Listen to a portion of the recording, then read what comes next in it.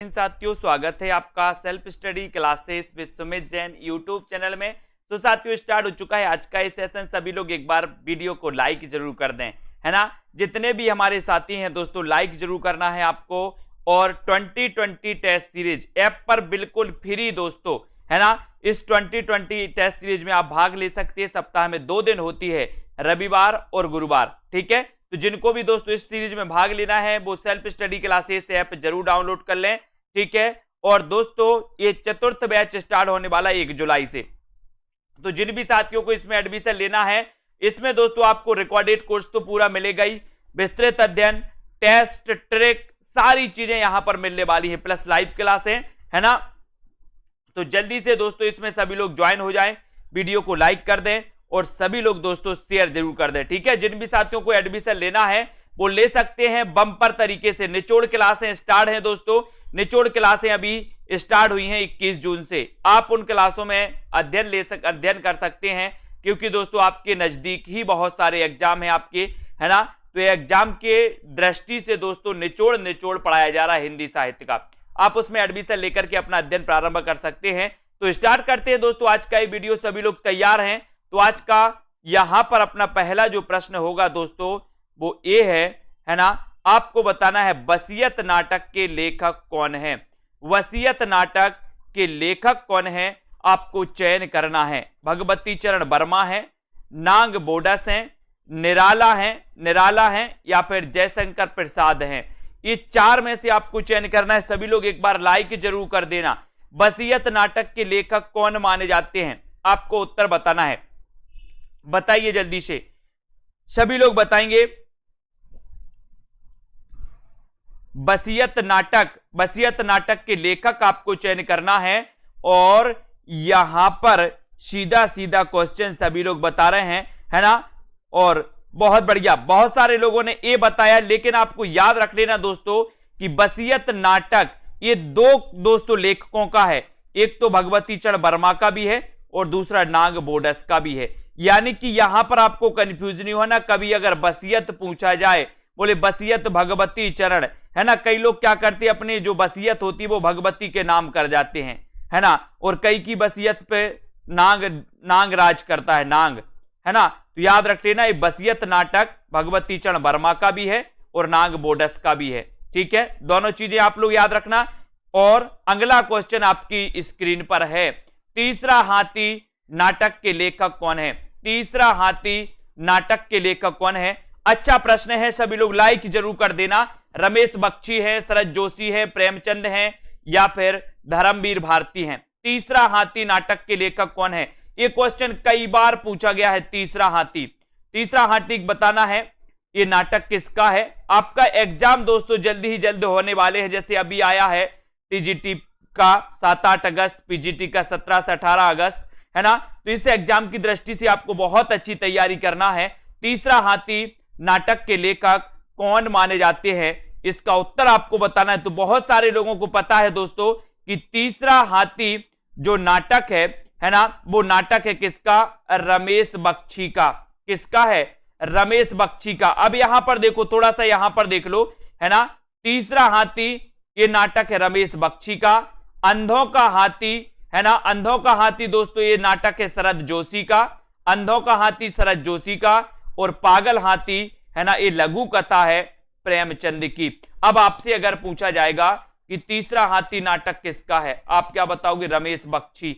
आपसे पूछा जाएगा अंधों का हाथी नाटक किसका है, तो आप क्या बताओगे, अंधों का हाथी दोस्तों शरद जोशी।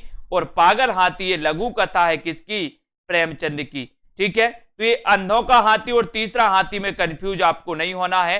तीसरा हाथी रमेश बख्शी, अंधों का हाथी शरद जोशी, इसमें कंफ्यूज हो सकते हैं आप लोग। अभिमान मेरू किसे कहा जाता है, अच्छा क्वेश्चन, कई बार एक क्वेश्चन पूछा गया है। एक बार लाइक जरूर कर दें दोस्तों अपने मित्रों को। जिन भी साथियों ने अभी तक self study classes app download नहीं किया है वो सेल्फ स्टडी क्लासेस ऐप को जरूर डाउनलोड कर लें, ठीक है। वहां पर आपके लिए फ्री टेस्ट सीरीज भी की जाती है सप्ताह में 2 दिन, है ना। और अभिमान मेरू किसे कहा जाता है ये क्वेश्चन भी आपको बताना है। पुष्पदंत को, विद्यापति, मेरू तुंग या फिर नाभादास। क्वेश्चन बहुत बढ़िया है, क्वेश्चन कंफ्यूजन वाला है। चलिए तो कौन कौन ऐसे साथी हैं जो सही उत्तर बता पाते हैं और कौन कौन कंफ्यूज होकर गलत की ओर मुड़ जाते हैं, है ना। लगभग बहुत सारे लोगों का आंसर सही आ रहा है ना।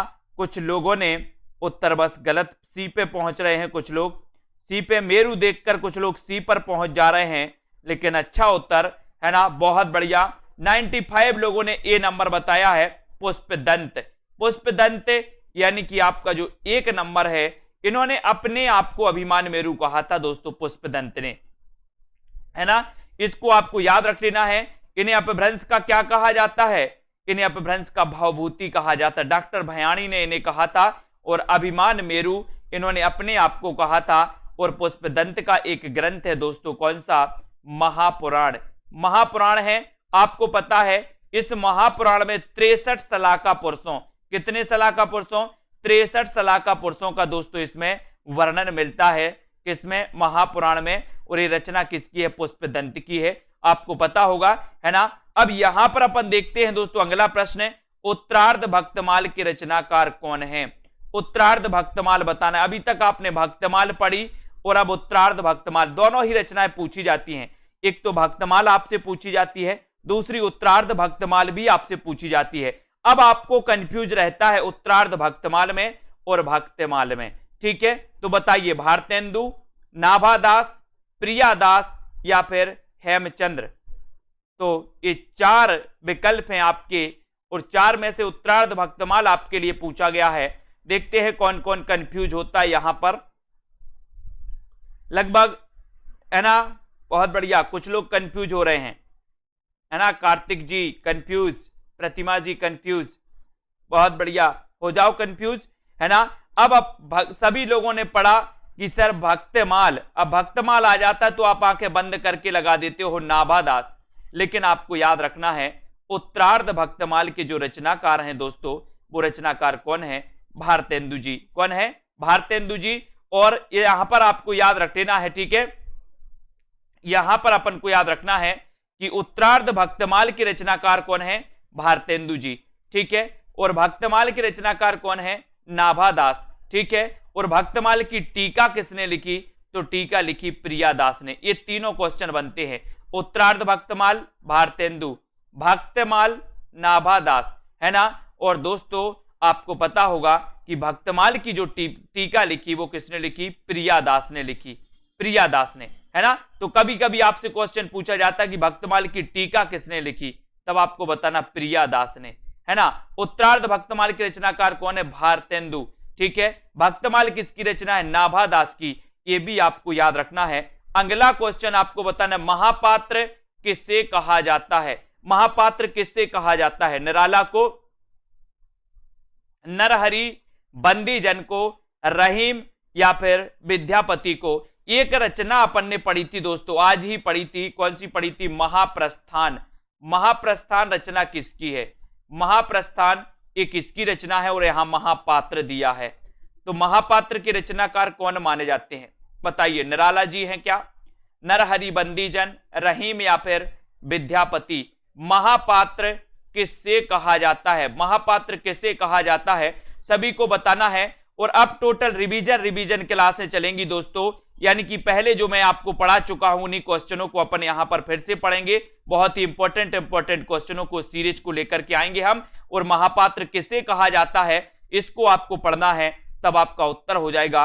और सर निराला को कहा जाता है ना। महापात्र किसे कहा जाता है? निराला को कहा जाता क्या? बताइए।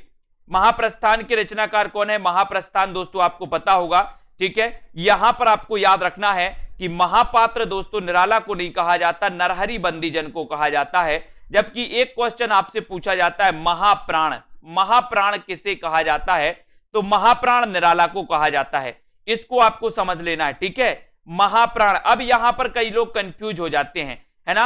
आपसे पूछा गया महापात्र, ऑप्शन में था निराला, आपने निराला लगा दिया, लेकिन आपको याद रखना है कि महापात्र कहा जाता है नरहरि बंदीजन को, और महाप्राण कहा जाता है दोस्तों किसको? निराला को, है ना। और एक महाप्रस्थान एक दोस्तों रचना है, वो किसकी है? नरेश मेहता की, नरेश मेहता की, ठीक है। महाप्रस्थान रचना किसकी है? नरेश मेहता की। ओके, समझ गए सभी लोग। महापात्र, महापात्र, नरहरि बंदीजन, महाप्राण, निराला। वेरी गुड, बहुत बढ़िया आंसर। अगला क्वेश्चन, उसने कहा था कि रचनाकार कौन है। इतना अच्छा क्वेश्चन, आपसे सरल क्वेश्चन पूछ लिया गया। कई बार ये रचनाएं पूछी गई हैं दोस्तों, है ना। जिनको इसका सन याद है, उसने कहा था, ये जो कहानी है वो सन भी कमेंट में लिखेंगे। उसने कहा था, ये बताना है कि रचनाकार कौन माने जाते हैं। चंद्रधर शर्मा गुलेरी, शैलेश मटियानी, नागार्जुन या फिर दिनकर। उसने कहा था कि रचनाकार कौन है। उसने कहा था कि रचनाकार कौन है ना। इस सीरीज को अपन 1-2 दिन में खत्म करेंगे। उसके बाद 1000 प्रश्नों की जो ओल्ड पेपर अपन ने 1000 प्रश्नों की सीरीज है उसको लेकर के आगे चलेंगे, है ना। उसने कहा था कि रचनाकार कौन है, और उसने कहा था कि आपने बताया कि सर ये रचना चंद्रधर शर्मा गुलेरी की है ना। 1915 इसका रचना काल है, सभी को पता है। लेकिन एक चीज और आपको याद रखना है, उसने नहीं कहा था शैलेश मटियानी, और तुमने कहा था नागार्जुन। तुमने कहा था नागार्जुन, ठीक है, तुमने कहा था नागार्जुन। उसने नहीं कहा था शैलेश मटियानी, और उसने कहा था चंद्रधर शर्मा गुलेरी। बोले सर ये 3-3 क्वेश्चन आ गए। सबसे पहला क्वेश्चन तो आ गया दोस्तों कि उसने कहा था चंद्रधर शर्मा गुलेरी। फ्लैशबैक शैली में लिखी गई ये दोस्तों कहानी थी चंद्रधर शर्मा गुलेरी की, 1915 की ये कहानी थी, है ना। उसने नहीं कहा था, ये शैलेश मटियानी की है। और उसने, है ना, तुमने कहा था नागार्जुन। और नागार्जुन का जन्म तो सभी लोगों को पता है 1911 में हुआ था नागार्जुन का जन्म।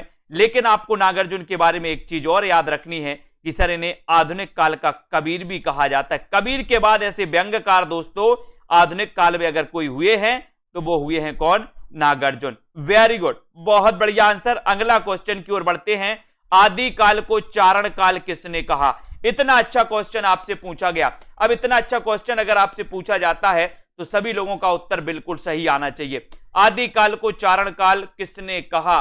चंद्रधर शर्मा गुलेरी ने, राम कुमार वर्मा, ग्रियर्सन या फिर दिनकर ने।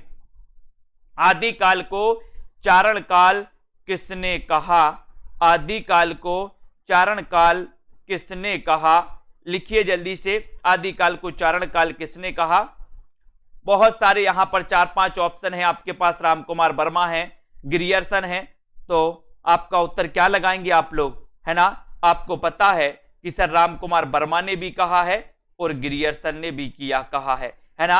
लेकिन सबसे पहले ग्रियर्सन ने कहा। इसको दोस्तों ये भी आपको याद रखना है कि इन दोनों ने, राम कुमार वर्मा और ग्रियर्सन दोनों ने कहा है आदि काल को चारण काल। अब दोनों ने कहा है तो दोनों आपको उत्तर याद रखना है। ये क्वेश्चन आपको सामने इसलिए रखे गए हैं ताकि आपको समझ में आए कि दोनों कौन कौन से हैं। राम कुमार वर्मा अगर ऑप्शन में होगा तो राम कुमार वर्मा आपको लगाना है, ग्रियर्सन होगा तो ग्रियर्सन आपको लगाना है ना। तो यहां कंफ्यूज आपका होता है, कभी आप ग्रियर्सन किसी पुस्तक में पढ़ लेते हो, किसी पुस्तक में आप राम कुमार वर्मा पढ़ लेते हो, ठीक है। तो ये आपको याद रखना है, दोनों चीजें आप लोग याद रखेंगे। नेक्स्ट क्वेश्चन है, भक्ति काल को स्वर्ण युग किसने कहा? स्वर्ण युग किसने कहा? सभी साथी बताइए, भक्ति काल को स्वर्ण युग किसने कहा? चंद्रधर शर्मा गुलेरी, श्याम सुंदर दास, ग्रियर्सन या फिर दिनकर? बताइए किसने कहा है? भक्ति काल को स्वर्ण युग किसने कहा? अब यहां पर स्वर्ण युग पूछा गया है आपसे, और ऑप्शन में भी आपको 2-2 ऑप्शन मिल रहे हैं, तो आप उत्तर क्या लगाओगे? क्या लगाओगे? ऐसी अगर स्थिति है, ऐसा अगर क्वेश्चन आया है तो आप क्या उत्तर लगाओगे? देखते हैं कौन कौन सही बता रहा है। स्वर्ण युग किसने कहा? भक्ति काल को स्वर्ण युग किसने कहा? ऐसा क्वेश्चन अगर आता है तो दोस्तों युग अगर आता है और ऑप्शन में आपके दोनों ऑप्शन यहां पर आते हैं तो दोनों ऑप्शन में से आपको क्या लगाना है? श्याम सुंदर दास। अगर युग पूछा गया तो, है ना, और दोनों ऑप्शन है तो। लेकिन अगर आपसे पूछा जाए स्वर्ण काल पूछा जाए, और इसी प्रकार की स्थिति दोनों ऑप्शन की बनी है कि दोनों ऑप्शन आपको सामने दिख रहे हैं, तो स्वर्ण काल अगर पूछा जाए तो आप ग्रियर्सन लगा देना, है ना, और स्वर्ण युग अगर पूछा जाए तो श्याम सुंदर दास लगा देना।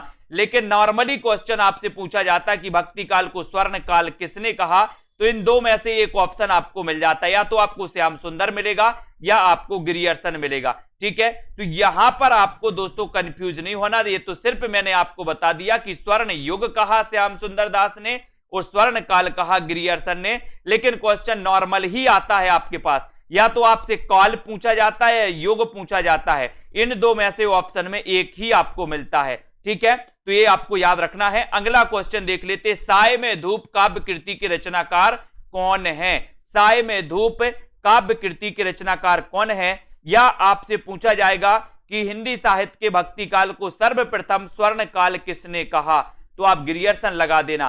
ठीक है, साय में धूप काव्य कृति के रचनाकार कौन है आपको बताएं। तो यहां पर दोस्तों जाता है सीढ़ियों पर धूप में धूप है ना, एक साय में धूप और दूसरी ये जो रचना है ये दोस्तों को पता होनी चाहिए कि ये रचना रघुवीर साय में धूप दुष्यंत कुमार को जानते हैं। की ओर चलते हैं, भाषा भूषण कृति के रचनाकार कौन है? भाषा भूषण कृति के रचनाकार कौन है? बहुत अच्छा क्वेश्चन है दोस्तों, देखो बहुत अच्छे से पढ़ना है दोस्तों। धर्मवीर भारती माने जाते हैं या फिर दोस्तों दिनकर जी माने जाते हैं? कौन कौन सही उत्तर यहां पर बताएगा? भाषा भूषण किसे कहा जाता है? और बहुत कंफ्यूज हो गए, यहां पर भूषण देखा तो भूषण लगा दिया, लेकिन भूषण गलत है। उत्तर आपका क्या है? जसवंत सिंह। ऐसे ही आपको कंफ्यूज किया जाता है, यहां पर भाषा भूषण लगा देते हो लेकिन वास्तव में उत्तर जसवंत सिंह है। भाषा भूषण जसवंत सिंह। अगला क्वेश्चन आता है दोस्तों, आदिकाल को आरंभिक काल किसने कहा? क्वेश्चन में डाउट्स रहता है आपको, लेकिन इसके बाद अब डाउट्स नहीं रहेगा। भक्ति आदिकाल को आरंभिक काल नाम किसने दिया? सभी लोग बताएंगे। उत्तर आपका क्या हो जाता है? आदिकाल को आरंभिक काल नाम किसने दिया? गणपति चंद्र गुप्त ने, मिश्र बंधु ने, हजारी प्रसाद द्विवेदी या फिर रामचंद्र शुक्ल ने? किसने कहा है आरंभिक काल और प्रारंभिक काल? ये क्वेश्चन आपसे कई बार पूछे जाते हैं, लेकिन बहुत सारे लोगों ने बताया है कि सर अगर आरंभिक काल पूछा जाता है तो आप लगा देना मिश्र बंधु। मिश्र बंधु कितने भाई थे? 3 भाई थे। तीनों भाइयों के नाम आपको बताना है ना। आरंभिक काल आपसे पूछा गया तब आपका उत्तर मिश्र बंधु होगा, यानी कि आपका 1 नंबर होगा। अगर दोस्तों यहां आरंभिक ना होकर प्रारंभिक होता तब आप क्या लगाते? गणपति चंद्रगुप्त। प्रारंभिक काल गणपति चंद्रगुप्त, आरंभिक काल मिश्र बंधु, है ना। इसको आपको कंफर्म कर लेना। और मिश्र बंधु आरंभ से साथ में रहे, आरंभ से मिश्र बंधु साथ में रहे, इसलिए आरंभिक काल किसने कहा? मिश्र बंधुओं ने कहा। ठीक है, तो इस प्रकार से थोड़े थोड़े से जो डाउट्स वाले प्रश्न रहते हैं उनको अपन को पढ़ना जरूरी है। द्वैतवाद के प्रवर्तक कौन है दोस्तों? द्वैतवाद के प्रवर्तक कौन है? एक बहुत अच्छा क्वेश्चन आपके लिए है। द्वैतवाद के प्रवर्तक कौन माने जाते हैं? आपसे अद्वैत नहीं पूछा है, आपसे द्वैत नहीं पूछा है, आपसे क्वेश्चन पूछा है कि द्वैतवाद के प्रवर्तक कौन माने जाते हैं। सभी लोग उत्तर बताएंगे। वीडियो को लाइक जरूर करना। जिन भी साथियों को एडमिशन लेना है, निचोड़ क्लास चल रही है हिंदी साहित्य की एग्जाम की दृष्टि से कौन कौन प्रश्न पूछे जाते हैं, है ना। द्वैतवाद के प्रवर्तक कौन माने जाते हैं, अगर ये क्वेश्चन अगर आपसे पूछा गया है तब आप उत्तर क्या बताओगे? और बहुत आंसर अच्छा आ रहा है दोस्तों। क्या आ रहा है? बोले सर ये द्वैतवाद के कौन हो जाएंगे? द्वैतवाद के निम्बार्काचार्य हो जाएंगे, अद्वैतवाद के शंकराचार्य हो जाएंगे, शुद्धाद्वैतवाद के वल्लभाचार्य हो जाएंगे। जब ये 3 आपको पता है तो चौथे का उत्तर अपने आप निकल आता है। बोले सर मध्वाचार्य, है ना। तो द्वैतवाद के प्रवर्तक कौन है? मध्वाचार्य, याद रख लेना, है ना। आपसे एक क्वेश्चन यहां से बाद से जरूर पूछा जाता है ना। तो ये द्वैतवाद के मध्वाचार्य, निम्बार्क द्वैतवाद के, शंकराचार्य अद्वैतवाद के और वल्लभाचार्य शुद्धाद्वैतवाद के माने जाते हैं। ये प्रश्न आपका यहां पर ए नंबर की ओर आपका उत्तर चला जाता है। अगला क्वेश्चन है, हिंदी का जातीय कवि किसे कहा जाता है दोस्तों? हिंदी का जातीय कवि किसे कहा जाता है? सभी लोग बताएंगे क्या हो जाएगा इसका सही उत्तर, है ना। और हिंदी का जातीय कवि किसे कहा जाता है? इसका उत्तर विद्यापति, तुलसीदास, सूरदास या फिर केशवदास। इतना अच्छा क्वेश्चन है आपके लिए। सभी लोग लाइक जरूर करें। सेल्फ स्टडी क्लासेस का ऐप डाउनलोड कर लें, है ना। गुरुवार और रविवार को आपके लिए फ्री टेस्ट सीरीज करवाई जाती है। ठीक है, हिंदी का जातीय कवि किसे कहा जाता है, ये क्वेश्चन अगर आपसे पूछा गया है तब आपने उत्तर बिल्कुल सही लगाया है। बोले सर हिंदी का जातीय कवि अगर बात करोगे तो वो कहा जाता है तुलसीदास को। किसे कहा जाता है? तुलसीदास। तुलसीदास से एक रचना पूछी जाती है जो आपको बताना है कि विनय पत्रिका की भाषा क्या है। विनय पत्रिका की भाषा क्या है? एक क्वेश्चन आपसे बिल्कुल सरल है। मैंने आपको कई बार बताया तुलसीदास जी के बारे में कि तुलसीदास चंदन घिसे तिलक देत रघुवीर, सभी ने पढ़ा है और आपको पता है दोस्तों कि विनय पत्रिका की जो भाषा है वो भाषा कौन सी है? जल्दी से कमेंट में लिखें। हिंदी का जातीय कवि किसे कहा जाता है? तब आपका उत्तर है तुलसीदास, है ना।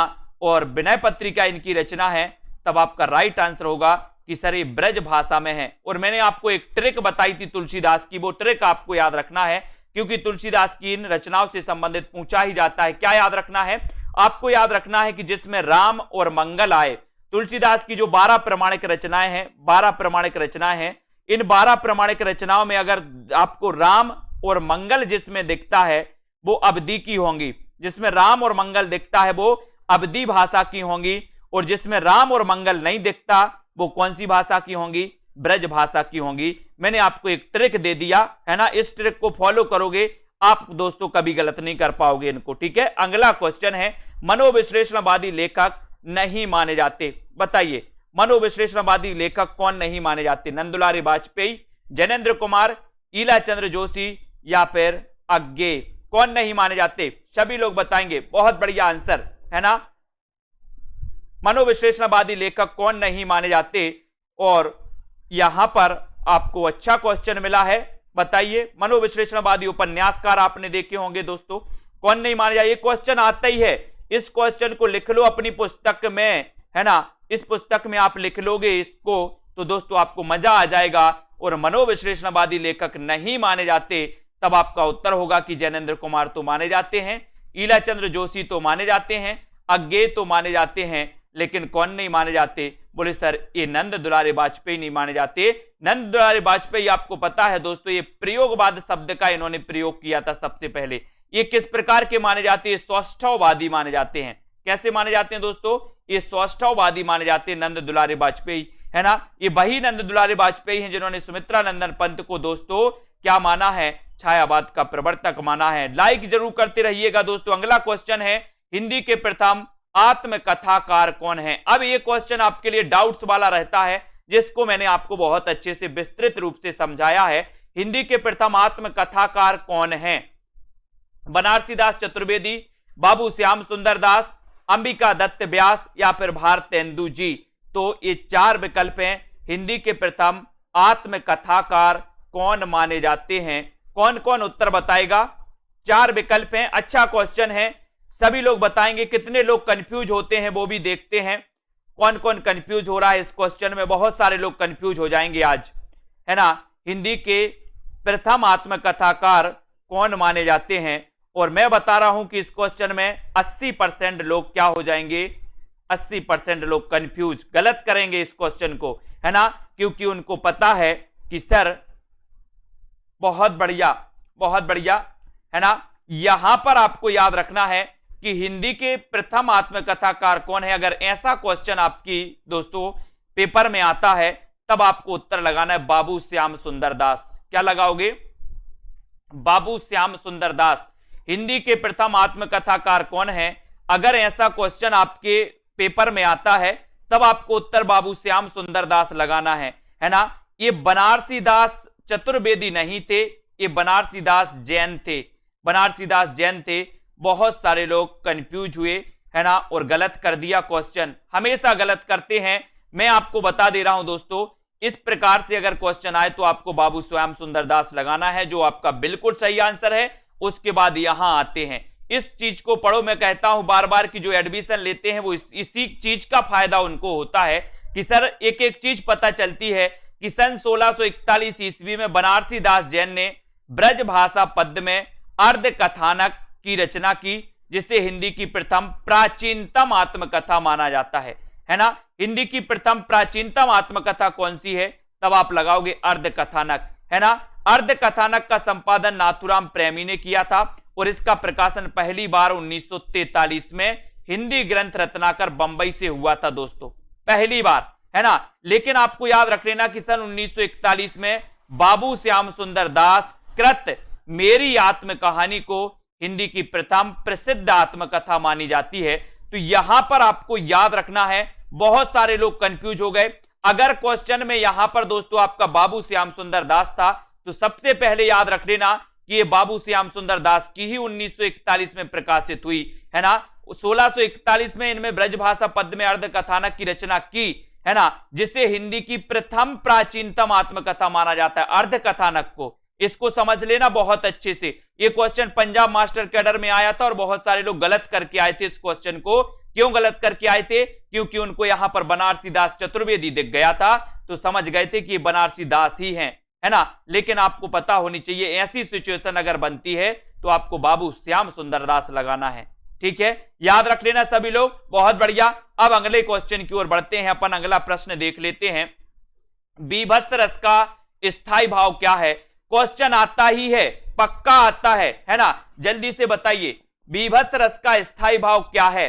बीभत्स रस का स्थायी भाव क्या है? जुगुप्सा, विस्मय, भय या फिर आश्चर्य? बीभत्स रस का स्थायी भाव क्या है? बीभत्स रस का स्थायी भाव क्या है ये आपको बताना है। जुगुप्सा है, विस्मय है या फिर भय या फिर आश्चर्य है? एक बार लाइक जरूर कर देना और दोस्तों आपको बताना है कि वीडियो को लाइक करके शेयर अपने मित्रों तक कर देना। आज दोस्तों सभी लोग बीभत्स रस का स्थायी भाव बताएंगे और बीभत्स रस का जो स्थायी भाव होता है वो क्या होता है ना, क्या होता है? बोले सर वो होता है जुगुप्सा। क्या होता है? जुगुप्सा। ये यहां पर कंफ्यूज नहीं होना क्योंकि बहुत सारे लोग इस बीभत्स रस में दोस्तों क्या हो जाते हैं, भयभीत हो जाते हैं। इसमें कंफ्यूज नहीं, इसको देख लो थोड़ा सा। एक क्वेश्चन मैं बता रहा हूं, अगर रस से स्थायी भाव से कोई क्वेश्चन आएगा तो वो यही आएगा, या तो आपसे अद्भुत रस का पूछा जाएगा या आपसे बीभत्स रस का पूछा जाएगा। इन दोनों में से आपको मिल जाएगा, है ना। अद्भुत रस का स्थायी भाव क्या है तो आपके ऑप्शन में आश्चर्य मिलेगा और विस्मय मिलेगा, आश्चर्य या विस्मय मिलेगा, ठीक है। और बीभत्स रस का पूछा जाता है तो जुगुप्सा या घृणा आपके ऑप्शन में मिलेगा। भूलना नहीं है साथियों, यहां से क्वेश्चन आता ही है ना। और बढ़ जाते हैं अगले क्वेश्चन की ओर। इन दो में से आपका एक क्वेश्चन आ जाएगा। एक पति के नोट्स के रचनाकार कौन है? एक पति के नोट्स और एक पत्नी के नोट्स सभी लोग पढ़ते हैं, जल्दी से बताएंगे और उत्तर क्या हो जाएगा फटाफट से बताना है। एक पति के नोट्स के रचनाकार कौन है? तो महेंद्र भल्ला है या फिर ममता कालिया, नीलेश रघुवंशी या फिर अज्ञेय जी हैं। एक पति के नोट्स और एक पत्नी के नोट्स। मैंने कई बार आपको याद करवाया है कि एक पति के नोट्स अगर आप किसी को दोगे तो क्या हो जाएगा, है ना, भल्ला भल्ला पढ़ेंगे। बोले सर, है ना, ये भल्ला भल्ला पढ़ेंगे, याद रख लेना। तो एक पति के नोट्स महेंद्र भल्ला, एक पत्नी के नोट्स आपसे पूछा जाता है, एक पत्नी के नोट्स, तो एक पत्नी के नोट्स ममता कालिया। अगर अपनी पत्नी के नोट्स किसी को दे दिए तो फिर पत्नी का कालिया रूप देख लेना, कालिया। बोले सर पत्नी के नोट्स क्या दे दिए? पत्नी तो कालिया बन गई, है ना। तो ममता कालिया एक पत्नी के नोट्स, एक पति के नोट्स महेंद्र भल्ला, इनको हमें अच्छे से याद करना है। अगला क्वेश्चन आता है यहां पर, पंच परमेश्वर कहानी के लेखक कौन है? पंच परमेश्वर कहानी के लेखक कौन है ये बताना है। इतनी अच्छी दोस्तों कहानी है। अब यहां पर प्रेमचंद हैं, रांगे राघव हैं, सुदर्शन हैं या फिर दोस्तों राजेश जोशी हैं? बताइए। बहुत अच्छा क्वेश्चन, लाइक जरूर कर दें सभी लोग, वीडियो को अपने मित्रों तक शेयर जरूर कर दें। पंच परमेश्वर कहानी के लेखक की क्लास रोज 9 बजे होती है और टीजीटी पीजीटी वाले हमारे जितने भी साथी हैं दोस्तों लग जाएं बिल्कुल अध्ययन करने और पढ़ने रहें। और बहुत अच्छे से यहां पर सीरीज है ना, मात्र 1-1.5 महीने में दोस्तों आपको 1500 क्वेश्चन की एक सीरीज करवाई जाएगी जो आपके लिए मोस्ट इंपॉर्टेंट होगी, है ना। जो मैं ओल्ड में आपको पढ़ा भी चुका हूं एक बार और फिर से ये सीरीज करवा दूंगा। तो जिनने पढ़ लिया उनका रिवीजन हो जाएगा, जिनने नहीं पढ़ा वो हो जाएगा। जिन भी साथियों को एडमिशन लेना है वो आज ही self study classes app download कर लें। और यहां पर जब ऐसी स्थिति बनती है तब आपको याद रख लेना है दोस्तों कि ये पंच परमेश्वर कहानी ये प्रेमचंद की बस आपने पढ़ी है, लेकिन आपको पता होनी चाहिए कि सर ये पंच परमेश्वर जो कहानी है वो रांगे राघव की भी है, रांगे राघव की भी है और दोस्तों प्रेमचंद की भी है ना। तो ये आपको याद रख लेना, पंच परमेश्वर कहानी एक रांगे राघव की भी है और एक प्रेमचंद की भी है, ठीक है। सभी लोग इस चीज को याद रखेंगे। अगला क्वेश्चन है, जाति पाति पूछे नहीं कोई, हरि को भजे सो हरि को होई। कई बार कंफ्यूज होते इसमें, जाति पाति पूछे नहीं कोई, हरि को भजे सो हरि को होई। ये पंक्ति कितनी बार पूछी गई है ना। और एक पंक्ति आती है कि जाति ना पूछे साधु के, जाति ना पूछिए साधु की, चाहे पूछ लीजिए ज्ञान, है ना, यही पूछा जाता ना। तो यहां पर बहुत सारे लोग दोस्तों कंफ्यूज होते हैं। जाति ना पूछे साधु की, चाहे पूछ लीजिए ज्ञान, और जाति पाति पूछे नहीं कोई, हरि को भजे सो हरि को होई। यहां कंफ्यूज आपका क्रिएट होता है, लेकिन इस कंफ्यूज को क्लियर करना है कि जाति पाति पूछे नहीं कोई, ये जो पंक्ति है दोस्तों, ये कबीरदास की नहीं है। ये पंक्ति किसकी है? ये पंक्ति रामानंद की है। किसकी है? बहुत सारे लोगों ने बता दिया कि सर ये पंक्ति कबीर की है। बहुत सारे लोगों ने आंखें बंद की और कबीर लगा दिया। मैं इसलिए डाउट्स वाले क्वेश्चन आपको लेकर के आया हूं कि आप लोग जाते हो एग्जाम में और सीधा सीधा लगाते हो। अब दोस्तों एक पूछी जाती है कि जाति पाति पूछे नहीं कोई, हरि को भजे सो हरि को होई। ये पंक्ति रामानंद की है। किसकी है? रामानंद की है। लेकिन आपको याद रख लेना है जो तो, है ना, जाति ना पूछे साधु की, चाहे पूछ लीजिए ज्ञान, है ना, ये कबीर की है। ये किसकी है? ये कबीर की है। तो ये दोनों में आपको अंतर समझ लेना है और दोस्तों याद रखना है, ये कबीर की है, ये रामानंद की है। ठीक है, याद रख लेना। जाति ना पूछे साधु की, चाहे पूछ लीजिए ज्ञान, एक कबीर की है। ठीक है, यहां कंफ्यूज नहीं होना। अगला क्वेश्चन है, भक्ति द्रविण उपजी लाए रामानंद, ये पंक्ति किसकी? अगर ऐसा क्वेश्चन आपका आता है तो क्या बताओगे आप? जल्दी से बताओ। भक्ति द्रविण उपजी लाए रामानंद पंक्ति के रचनाकार कौन है? कबीरदास, रामानंद, रामानुजाचार्य या फिर तुलसीदास? भक्ति द्रविण उपजी लाए रामानंद, ये पंक्ति किसकी है? इस पंक्ति के रचनाकार कौन है? इसका उत्तर आपको चयन करना है। लाइक सभी लोग कर दें। सेल्फ स्टडी क्लासेस ऐप को आज ही डाउनलोड कर लें, है ना। पेड क्लास में दोस्तों हिंदी साहित्य की निचोड़ क्लासें चल रही हैं। मात्र 1199 में आप एडमिशन लेकर के बहुत अच्छे से अध्ययन कर सकते हैं। अंतिम दिनों में हिंदी साहित्य का निचोड़ कोर्स, है ना, हिंदी साहित्य के लगभग 2000 प्रश्नों की टेस्ट सीरीज आपको मिलेगी। ट्रिकी वीडियो, डाउट्स वाले वीडियो, ये सारी चीजें वहां पर मिलने वाली हैं। और भक्ति द्रविण उपजी लाए रामानंद, बोले सर ये पंक्ति रामानंद की नहीं, ये पंक्ति किसकी है?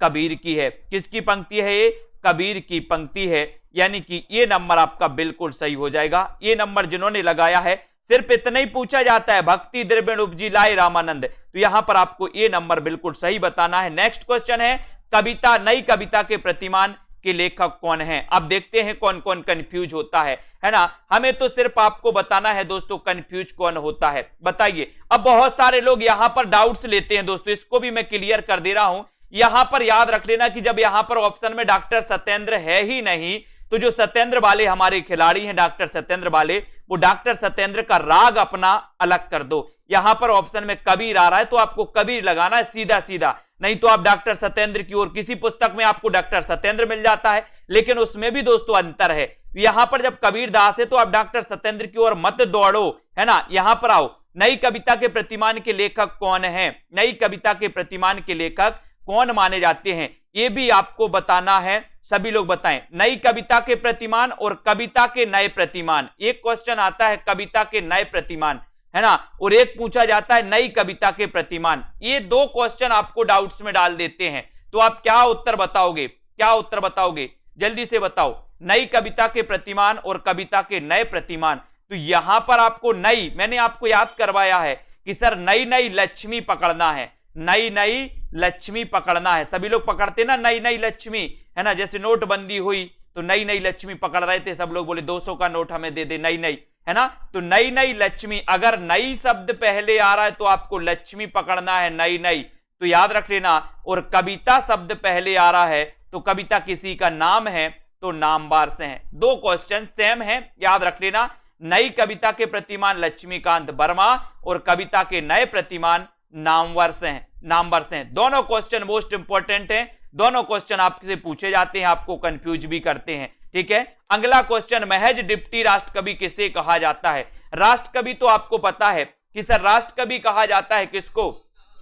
राष्ट्रकवि तो पता है कि सर मैथिली शरण गुप्त को कहा जाता है। इनकी रचना है दोस्तों 1912 की। 1912 की कौन सी रचना है? भारत भारती रचना है 1912 की, जिसके कारण दोस्तों मैथिली शरण गुप्त को प्रसिद्धि मिली और इसी के कारण महात्मा गांधी जी ने दोस्तों इन्हें राष्ट्रकवि की उपाधि दी थी। इनको आपको याद रखना है। महज डिप्टी राष्ट्रकवि किसे कहा जाता है?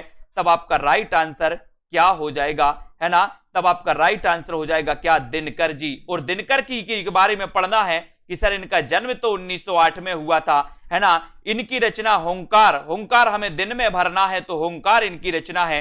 बोले सर इनकी रचना कुरुक्षेत्र, है ना, इनकी रचना कुरुक्षेत्र, इनकी रचना रश्मि रथी, इनकी रचना परशुराम की प्रतीक्षा, कई बार पूछी जाती है। इनकी रचना उर्वशी जिसे ज्ञानपीठ पुरस्कार मिल गया था, है ना। और मैथिली शरण गुप्त की रचना भारत भारती दोस्तों, जिसके कारण इन्हें राष्ट्र कवि की उपाधि दी गई। इन्हें राष्ट्र कवि और डिप्टी राष्ट्र कवि दिनकर जी को कहा जाता है। इसको भी आपको याद करना है। कवियों का कवि शमशेर बहादुर को कहा जाता है। ये क्वेश्चन भी आपको माइंड करना है, सेट करना है। अगला क्वेश्चन है दोस्तों, हार की जीत कहानी के रचनाकार कौन है। इतना अच्छा क्वेश्चन आया।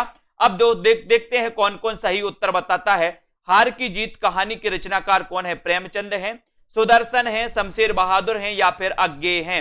सभी लोग बताएंगे हार की जीत कहानी के रचनाकार कौन माने जाते हैं। इतना अच्छा क्वेश्चन है आपका, बढ़िया प्रश्न है, सभी लोग बताएं।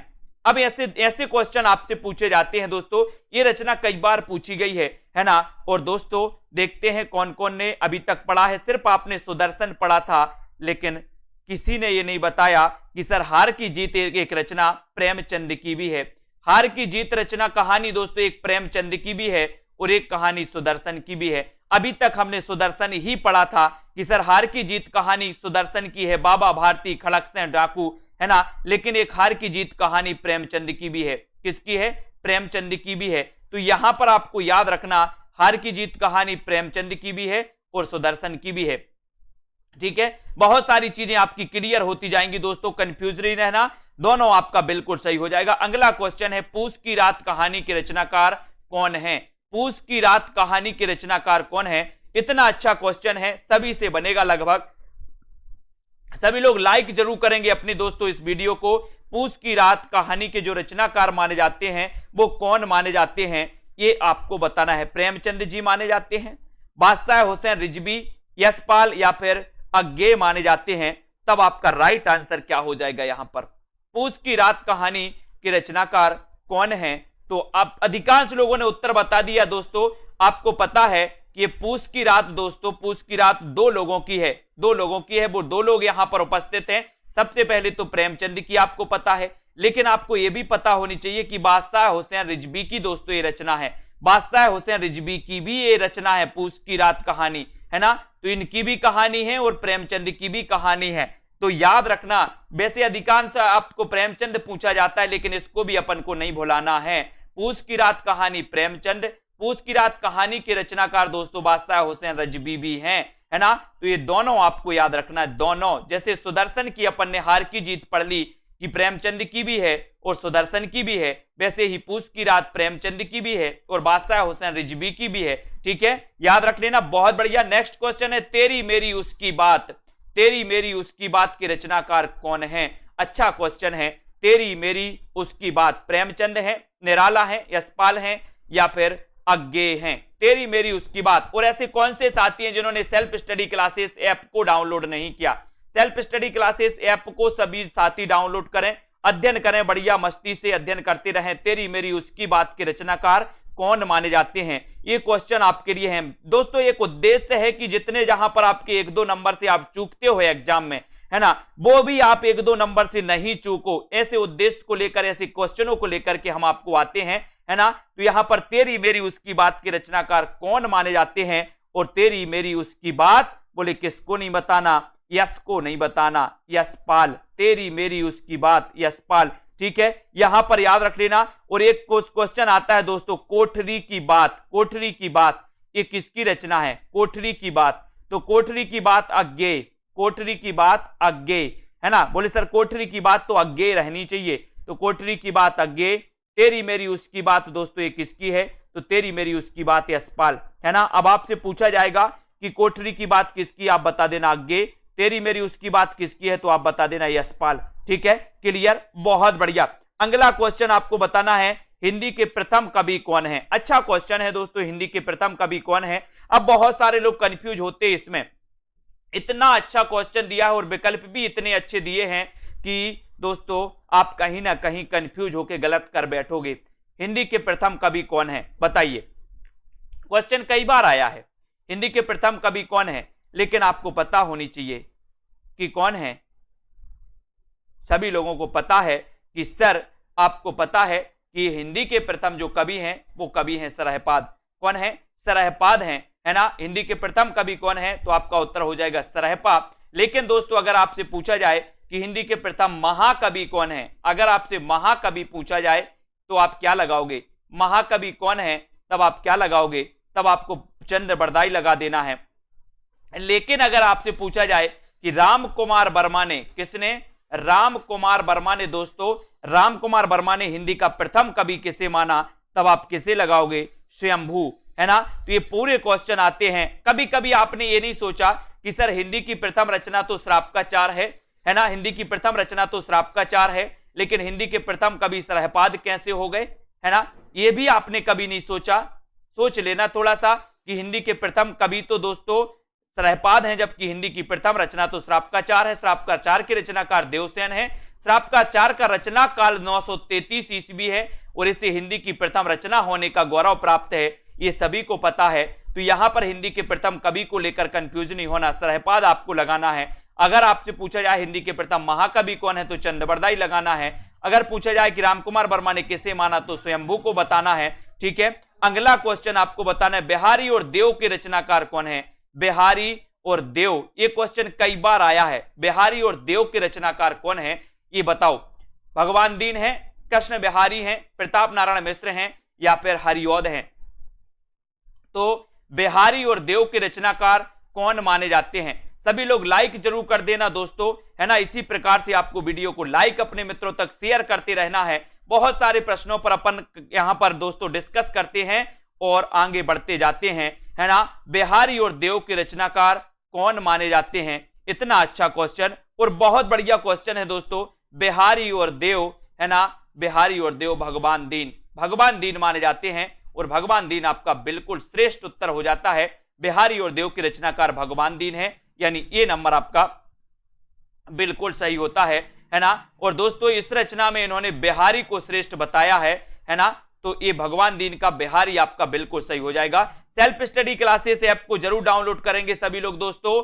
त्रिलोचन का वास्तविक नाम क्या है? वो ही क्वेश्चन दोस्तों जो आपके एग्जाम में पूछे जाते हैं, है ना। यहां वहां की बातें नहीं, सिर्फ एग्जाम के प्रश्नों पर फोकस करना है। त्रिलोचन का वास्तविक नाम आपको पता है, क्वेश्चन आता है त्रिलोचन से। सोनेट लेखन के लिए कौन जाने जाते हैं? तो सोनेट लेखन के लिए जाने जाते हैं त्रिलोचन। इनका वास्तविक नाम क्या है? वास्तविक नाम आपको बताना है, बताइए, है ना। आपने पढ़ा होगा कि मैं उस जनपद का कवि हूं, मैं उस जनपद का कवि हूं, है ना। आपको पता है, सभी लोगों ने देखी होगी, एक रचना पढ़ी होगी। और दोस्तों ताप के ताए हुए दिन भी पढ़ी है त्रिलोचन की, आपको पता है। और त्रिलोचन का वास्तविक नाम क्या है ये अगर आपसे पूछा गया है तब आपका उत्तर हो जाता है वैद्यनाथ मिश्र। वैद्यनाथ मिश्र यही है क्या त्रिलोचन का वास्तविक नाम, या फिर वासुदेव सिंह है? बहुत सारे लोगों ने वैद्यनाथ मिश्र लगा दिया, जबकि उत्तर वासुदेव सिंह है ना। बहुत सारे लोग दोस्तों कंफ्यूज हो गए क्योंकि आपने पढ़ा था नागार्जुन का वास्तविक नाम।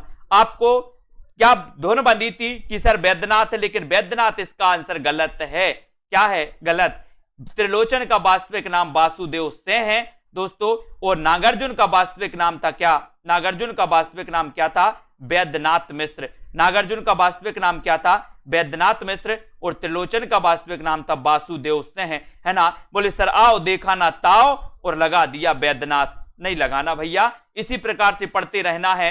और आज आपने एहसास किया होगा इस क्लास को देख करके, लगा होगा कि हमने अभी तक जो पढ़ा है वो तो सब क्या है, वो तो सब क्या है। बोले सर इतना कंफ्यूज क्रिएट करते ये क्वेश्चन, है ना। तो बहुत बढ़िया दोस्तों, धन्यवाद। अगर वीडियो अच्छा लगा हो तो अपने मित्रों तक शेयर कर देना और सेल्फ स्टडी क्लासेस ऐप को डाउनलोड कर देना, है ना। और इसी प्रकार से अध्ययन करते रहें। रोज रात्रि 9 बजे एक क्लास होती है, रोज रात्रि 8 बजे एक दोस्तों ट्रिकी वीडियो आएगा आपका हिंदी साहित्य का, उसको भी आप देख लेना। अब हिंदी का व्याकरण का नहीं आएगा, एक ट्रिकी वीडियो आएगा, वो भी सभी लोग देख लेना, ठीक है। और इसी प्रकार से अध्ययन करते रहें, बढ़ते रहें आगे। और दोस्तों बहुत अच्छा, यहां पर आप एडमिशन ले सकते हैं इस कोर्स में, है ना। यहां पर कोर्स पूरा रिकॉर्डेड कंप्लीट कोर्स हो चुका है। यहां पर आप दोस्तों इसमें एडमिशन ले सकते हैं। विस्तृत अध्ययन, जहां पर टेस्ट हैं, ट्रिक भी हैं, डाउट्स वाले आपके वीडियो भी हैं, बहुत सारी चीजें हैं। और इसमें आप एडमिशन लेकर के अध्ययन करेंगे तो और मजा आएगा आपके लिए। लास्ट दिनों में दोस्तों एक अच्छा मौका है, मात्र 1199 में आप पढ़ सकते हो, जहां पर लाइव निचोड़ क्लासें भी स्टार्ट है। निचोड़ के माध्यम से आपको वो सुपर चीजें बताई जाती हैं जो आपके लिए एग्जाम की दृष्टि से महत्वपूर्ण है। ठीक है, तो बहुत बहुत गीतिका जी, आकाश जी, रश्मि जी, लवली जी, दारसू जी, अब दोस्तों इतनी तैयारी आपको करना है, युद्ध स्तर की तैयारी में लग जाइए आप लोग, है ना। अभी तक जो पढ़ा है उसको रिवीजन कर डालिए और दोस्तों अध्ययन करिए। आगे के कुछ टॉपिक आपके लिए हैं वो मैं करवा दे रहा हूं। विमलेश जी, प्रमोद, नारायण जी, लालदास, मनीषा जी, ललिता जी, ठीक है, सतीश जी, बिल्कुल बहुत बढ़िया, है ना। लालदास, प्रमोद, डॉली सेठ जी, ओम जी, कमला, शाम पंडित जी, कुबेर जी, लोकेश जी और शिवांश जी, दारसू, मंजू जी, लालदास जी, प्रिंस जी, विजय जी, तनु जी, रचना जी, गीतिका, राम मूरत जी, बहुत बहुत धन्यवाद। लाइक शेयर करते रहें। 9 बजे एक क्लास होती है दोस्तों और एक क्लास आपकी 40 मिनट चलती है ना।